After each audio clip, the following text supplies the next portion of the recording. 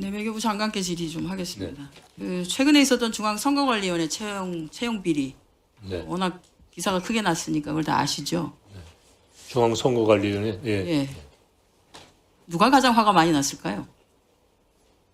국민들이. 네, 일자리를 찾는 청년들이 가장 아마 네. 많이 화가 났을 겁니다.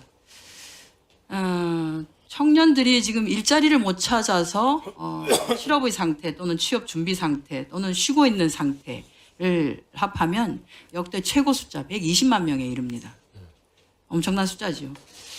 그런데 수많은 이렇게 청년들이 그 중에서도 취업을 해보려고 하지만 뭐 끊임없는 좌절을 겪기도 합니다. 그런데 그러다 보니까 세상이 너무 가혹하다라는 생각을 많이 하죠.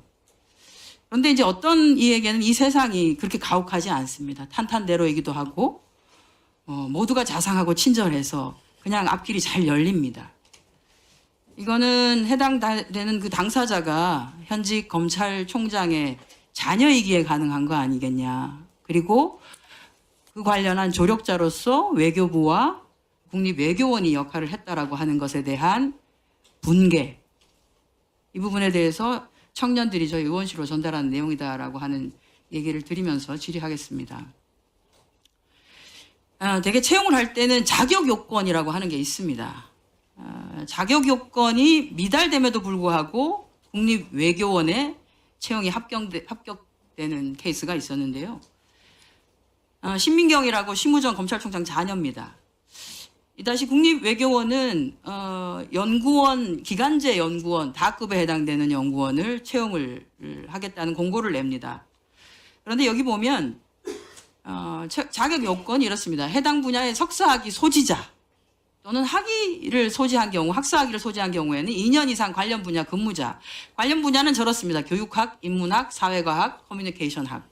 이유가 해당되는 업무가 뭐냐 하면 주로 하는 것이 교육 운영 지원 또는 서포터즈 지원, 기타 행정 업무 지원이기 때문에 필요한 전공 분야가 교육학, 인문학, 사회과학 이런 데였습니다.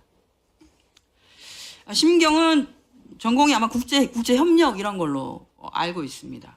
그리고 2024년 1월 현재 석사학위 소지자가 아니에요. 저기 보시면 다시 전으로 올라가 주세요. 전으로. 저 조회수 4,883이 외교부 사이트에서 조회한 숫자입니다. 국립외교원 사이트에 들어가면 1,162회의 조회 건수가 있습니다. 즉 다시 말해서 6,000명 정도 되는 청년들이 혹시 내가 대상이 되지 않을까? 라고 저걸 열었다가 나는 석사학위 소지자가 아니어서 또는 전공 분야가 그게 아니어서 포기한 사람이 많았겠죠. 그런데 신민경은 해당되지도 않는데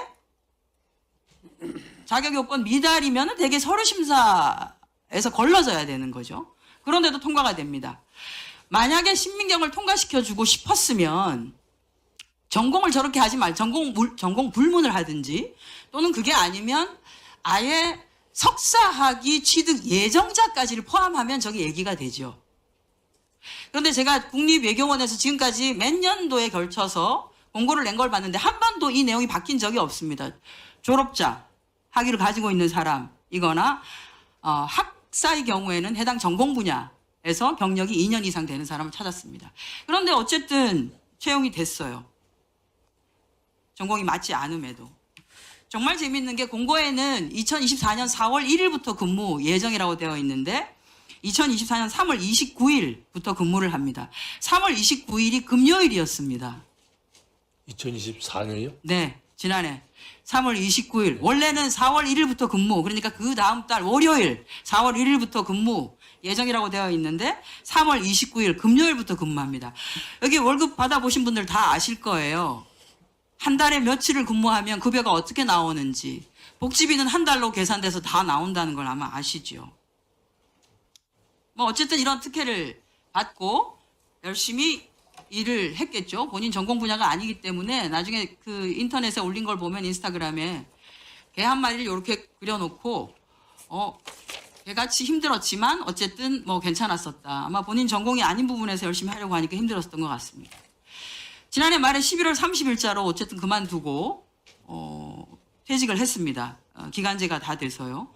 그런데 올해 외교부에서 채용 공고를 냅니다. 공무직 근로자, 이거는 기간제가 아닙니다. 무기직이죠. 연구원 나급 채용 공고가 납니다. 두 직종인데요. 정책조사 파트 1명, 군사, 방산 부분 한 명씩인데 정책조사 파트는 경제 관련 석사학위 소지자로서 해당 분야의 실무 경력이 2년 이상인 자로 나왔습니다. 조회수 보십시오. 7,177입니다. 7,177. 자, 그런데 그 다음에 정책조사 관련해서 채용 면접까지 봤던 최종 1인을 불합격 처리를 합니다. 당연히 경제 관련 석사학위 소지자이고 영어로 쓰기 말하기 능통자가 최종 면접까지를 받겠죠. 그런데 불합격 처리가 됩니다. 이상합니다. 그리고 재공고가 납니다.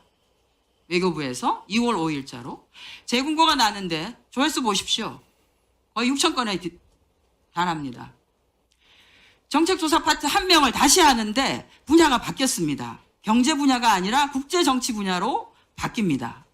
제가 말씀드렸죠. 신민경은 국제협력 쪽을 전공한 것 같다고. 해당 분야 실무 경력 2년 이상인 자. 근데 신민경은 아무리 봐도 해당 분야의 실무 경력이 2년은 안 됩니다. 왜냐하면 국립외교원에서 3월 29일부터 근무해서 11월 30일까지니까 8개월 하고 한 3일 정도가 되죠. 8개월 근무했습니다.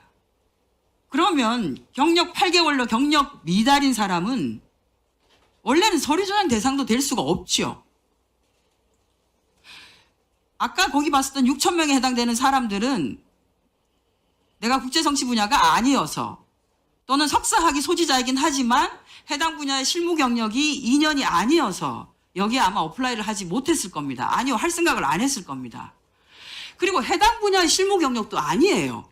국립외교원에서 했던 거는 교육 지원, 교육 운영 지원. 제가 보고받은 바는 있습니다만 문서로 답변 드리도록 하겠습니다.